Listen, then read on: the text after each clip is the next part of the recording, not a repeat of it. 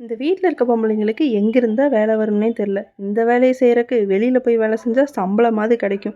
பொங்கலுக்கு இப்ப தான் சுத்தம் பண்ண மாரி இருக்கு. அதுக்குள்ள பார்த்தா ஃப்ரிட்ஜ் மேல தூசி, வாஷிங் மிஷின் மேல தூசி, எங்க பார்த்தாலும் தூசி, தூசி, தூசி. சரின்னு இன்னைக்கு எல்லாத்தையும் சுத்தம் பண்ணி முடிச்சுருவோன்னுட்டு நான் எல்லாத்தையும் தொடச்சிட்டு இருந்தேன்.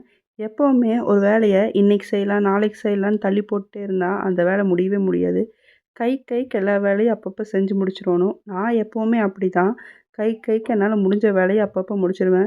ஏதாவது விசேஷம், நோம்பின்னு நம்மளுக்கு வரும்போது, அப்பதான் நம்மளுக்கு சலுப்பாவும் இருக்கும். அந்த வேலைய செய்யணுமான்னும் இருக்கும். ஆனாலும் செஞ்சு தான் ஆகணும்.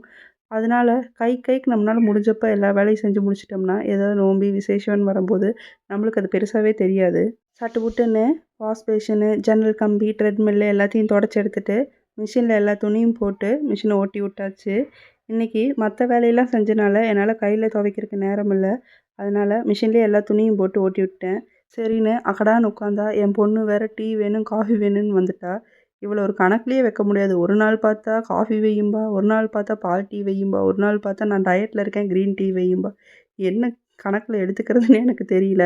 வீட்டில் கோதுமை மாவு, மல்லித்தூள் இதெல்லாம் கொஞ்சம் காலி ஆயிடுச்சு. அதனால கோதுமை வெயிலில் காய வச்சு மில்லில் அரைக்க கொடுத்துடலான்னு நானும் என் பொண்ணும் குக்கனை தூங்க வச்சுட்டு கோதுமை காய வச்சு எடுத்துடலான்னு மேலே மாடிக்கு வந்துட்டோம்.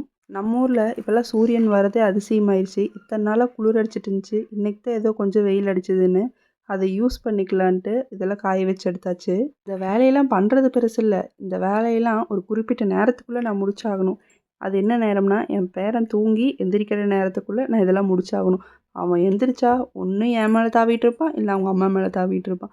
அவன் பண்ணுற ரெண்டே வேலை இது ஒன்று தான். கீழே பொம்மைகளை போட்டாலும் விளையாடுறதில்ல, டிவியில் பொம்மை படத்தை போட்டாலும் பார்க்குறதில்ல. அவன் டிவிலாம் பார்க்காது ஒரு விதத்தில் சந்தோஷமாக இருந்தாலும், ஆனால் எந்த வேலையும் பார்க்க முடியலையே, நம்ம கூடயே வந்துட்டு ஒட்டிகிட்டு இருக்கானேன்ட்டு சில சமயம் கொஞ்சம் கஷ்டமாக தான் இருக்கும். அவனையும் பார்க்கணும், அவன் எதுங்காவது போய் முட்டிக்கவும் கூடாது, வேலையும் முடிக்கணும். இதெல்லாம் கொஞ்சம் கஷ்டமாக இருந்தாலும் அவனை பார்த்தா இதெல்லாம் ஒரு கஷ்டமாகவே இருக்காது.